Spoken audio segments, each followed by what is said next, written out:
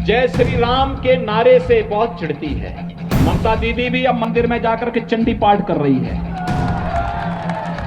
Bharatiya Janata party के कार्यकर्ताओं को और जनता जनार्दन को इस सभा में आने से रोका जा रहा था। टीएमसी, कांग्रेस और कम्युनिस्टों की गुंडागर्दी का अड्डा नहीं बनने देना है।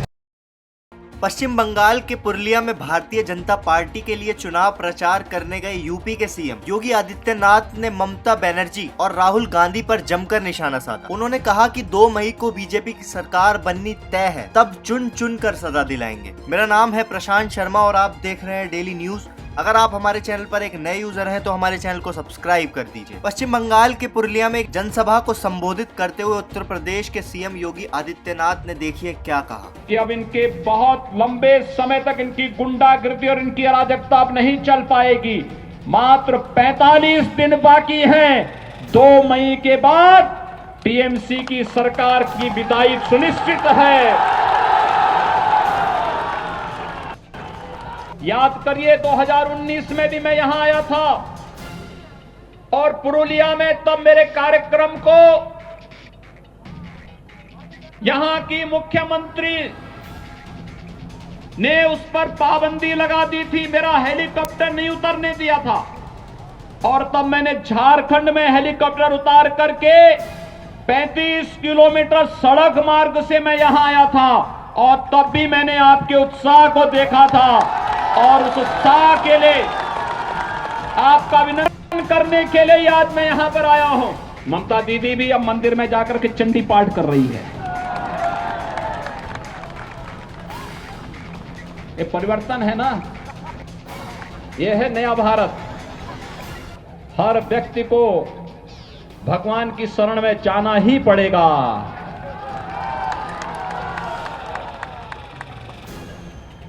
वैसे कांग्रेस के नेता राहुल जी भी चुनाव के समय मंदिर मंदिर जाते हैं और एक जगह तो मंदिर में ऐसे बैठ गए कि उनको पुजारी को टोकना पड़ा। कह रहे ये मंदिर है, आसन ठीक ढंग से बैठिए। वो ऐसे बैठ रहे थे जैसे कोई नमाज पढ़ने के लिए बैठता है। तो पुजारी को समझाना पड़ा, कहा भाई ये मंदिर है, पवित्र स्थान है और यहां की पवित्रता और यहां की मर्यादा सभी लोगों को आपकी आस्था का सम्मान करने के लिए भी मजबूर कर दिया है कि आज कोई चंडी का पाठ कर रहा है, कोई मंदिरों में जाकर के दर्शन करने के लिए मजबूर हो रहा है। ये सबसे बड़ी वैचारिक विजय हम सबकी है। जब वैचारिक विजय के मंच पर हम लोग जीत चुके हैं तो जनता जनार्दन का आशीर्वाद स्वतः ही भारतीय जनता पार्टी को प्राप्त होना है और वही आशीर्वाद मांगने के लिए भारतीय जनता पार्टी के कार्यकर्ताओं के लिए यही आशीर्वाद प्राप्त करने के लिए आज मैं आपके बीच में यहां पर उपस्थित हुआ हूं।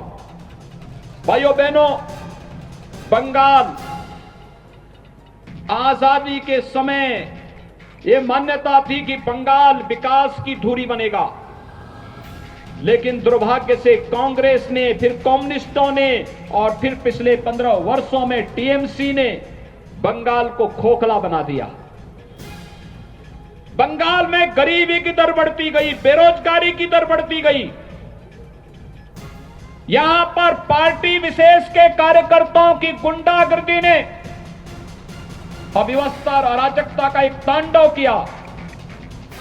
आज आप देख रहे होंगे उत्तर प्रदेश में हम लोगों ने 4 वर्ष से भारतीय जनता पार्टी की सरकार उत्तर प्रदेश में है। 40 लाख गरीबों को प्रधानमंत्री आवास मिला है। 1 करोड़ 38 लाख परिवारों को विद्युत के निःशुल्क कनेक्शन मिले हैं। 1 करोड़ 56 लाख परिवारों को रसोई गैस के निःशुल्क कनेक्शन उपलब्ध हुए हैं। और यही नहीं, 6 करोड़ की आबादी को आयुष्मान भारत का 5 लाख रुपए का सालाना स्वास्थ्य बीमा का कवर मिला है और 2 करोड़ 42 लाख 2,42,00,000 किसानों को प्रधानमंत्री किसान सम्मान निधि का लाभ अकेले उत्तर प्रदेश में मिला है। भाइयों बहनों, उत्तर प्रदेश जैसे बड़े राज्य में इतनी सुविधाएं मिल सकती हैं तो बंगाल में क्यों नहीं?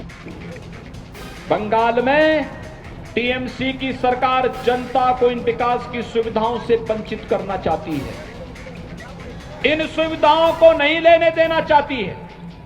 और यही कारण है विकास के मोर्चे पर बंगाल पिछड़ता गया, यहां गरीबी बढ़ती गई, बेरोजगारी बढ़ती गई। और आज इसीलिए प्रधानमंत्री मोदी जी के आह्वान पर, अमित शाह जी के, गृह मंत्री अमित शाह जी के आह्वान पर, भारतीय जनता पार्टी के राष्ट्रीय अध्यक्ष माननीय श्री जगत प्रकाश नड्डा जी के आह्वान पर भारतीय जनता पार्टी का एक एक कार्यकर्ता बंगाल के नागरिकों को न्याय देने के लिए एक बार फिर से इस चुनावी समर में सबके सामने आया है। और मैं आप सबका आह्वान करना चाहूंगा, बंगाल को टीएमसी, कांग्रेस और कम्युनिस्टों की गुंडागर्दी का अड्डा नहीं बनने देना है। और इसके लिए हमें एक बार फिर से अंगड़ाई लेनी पड़ेगी। भाइयों बहनों, मुझे आश्चर्य होता है, यहां का टीएमसी की सरकार पिछले 15 वर्षों से गौ तस्करी करके गौ माता को बंगाल पहुंचा देती है, कटने के लिए पहुंचा देती है। उत्तर प्रदेश में हम गौ तस्करी भी नहीं होने देते और गाय को कटने भी नहीं देते हैं। यहां के सांसद श्री ज्योतिर्मय सिंह महतो के साथ मिलकर के विकास के कार्यों को एक नई ऊंचाइयों तक पहुंचाने का कार्य करेगा। और इसके लिए श्री बानेश्वर महतो को भारतीय जनता पार्टी ने अपना प्रत्याशी बना करके आपके बीच में उतारा है। बानेश्वर महतो के समर्थन में आप सभी सहयोग करेंगे? हाथ खड़ा करके मेरे सामने जोर से बोलेंगे, दोनों हाथ ला करके बोलेंगे, जय जय श्री राम, जय जय श्री राम।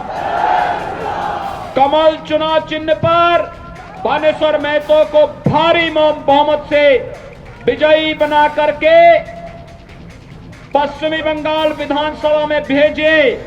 और यहां पर बानेश्वर महतो और यहां पर सांसद श्री ज्योतिर्मय सिंह महतो मिलकर के यहां विकास, लोक कल्याणकारी योजनाओं को तो आपके पास लेकर के आएंगे ही, साथ साथ भारतीय जनता पार्टी के उन कार्यकर्ता परिवारों को भी न्याय दिलाने का काम करेंगे जो कार्यकर्ता हमारा शहीद हुआ है बंगाल के लिए और बंगाल के नागरिकों को न्याय देने के लिए शहीद हुए हैं, उन परिवारों को भी न्याय दिलाने का कार्य करेंगे।